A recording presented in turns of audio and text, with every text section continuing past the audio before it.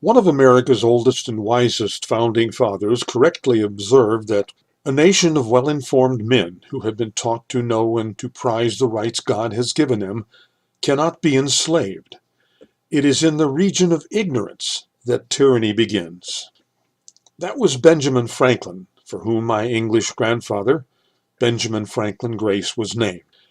Unfortunately, Dr. Franklin's comment omitted one key word: apathy. A 100% true personal anecdote on that point. Longer ago than I care to remember, several of us spent a Saturday afternoon in a Kmart parking lot distributing Trim bulletins. Trim was the excellent and accurate John Birch Society voting scorecards for members of Congress. This particular trim detailed the absolutely miserable anti-freedom voting record of our then Congress critter. A fellow parked his car near me. I walked over and, with a smile and a friendly hello, extended a flyer toward him. He frowned, looked at it, and asked, "What's that?" Without missing a beat, I replied, "It explains the difference between ignorance and apathy." He brushed the flyer away and blurted, "I don't know and I don't care."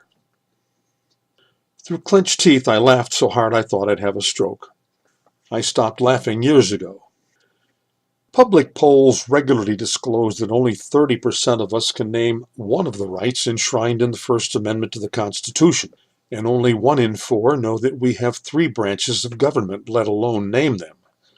And God help us, as I record this in February of 2019, we have at least 1 and probably more similarly ignorant members of Congress.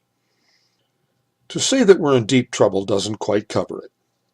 Sadly, we have largely become an unserious people, preferring to devote our attention and energies to the same sort of bread and circuses that have brought down earlier societies.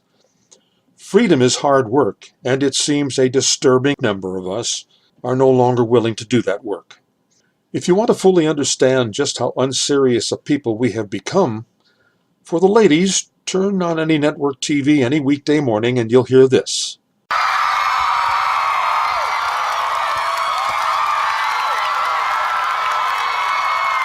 And for the men, we can't forget you, turn the TV on some weekend afternoon during football season and you'll hear this.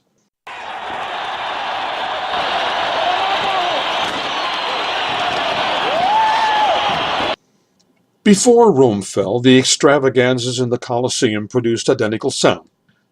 As I commented earlier, it all came to be called bread and circuses.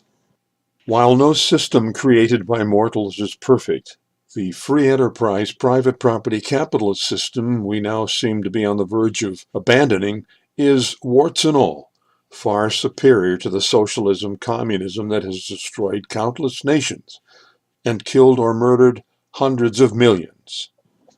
Thomas Jefferson commented that the system he and his peers crafted would produce more abundance for more people than any in history.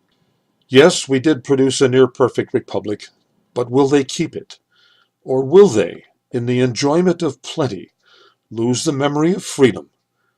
Material abundance without character is the path to destruction.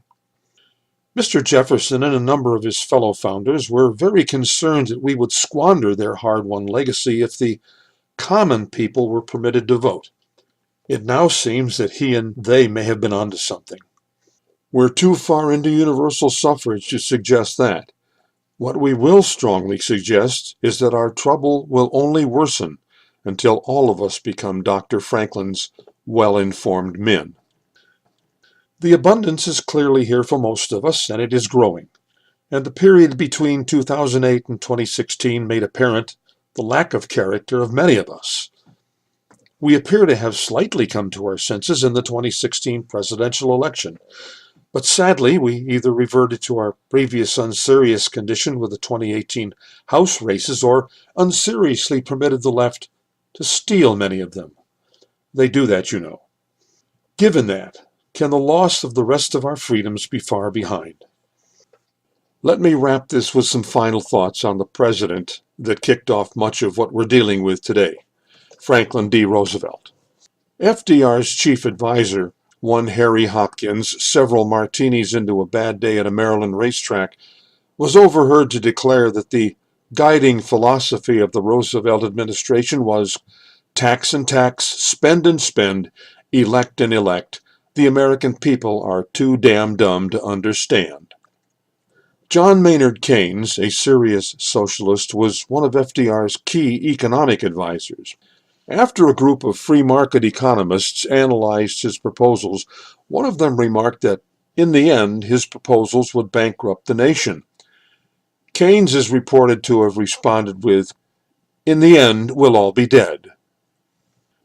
H. L. Mencken correctly observed that the urge to save humanity is most often a false front for the urge to rule. Mencken was warning us about those now urging that we abandon a system that has given us the highest living standard in the world, so that they might tell the rest of us precisely how we are to live our lives. Some of our kids and grandkids may somehow survive the Marxist, socialist indoctrination we have stupidly permitted to infest our misnamed educational institutions, and that annually deliver thousands of new brainwashed socialists into our midst. Those survivors, once they fully grasp what we allowed to be stolen from them and future generations, may dig us all up just to spit in our faces. Which prompts me to offer this suggestion. Have you considered cremation?